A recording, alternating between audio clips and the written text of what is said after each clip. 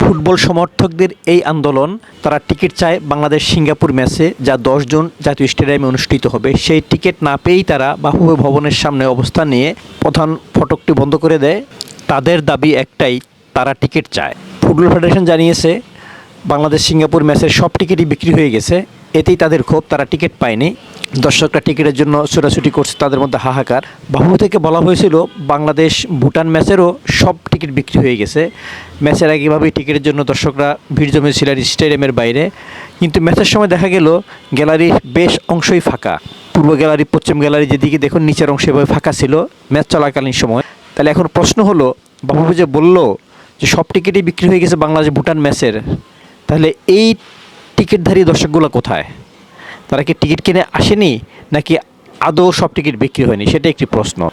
ভুটানের সাথে ম্যাচটি ছিল ফিফা প্রীতি ম্যাচ।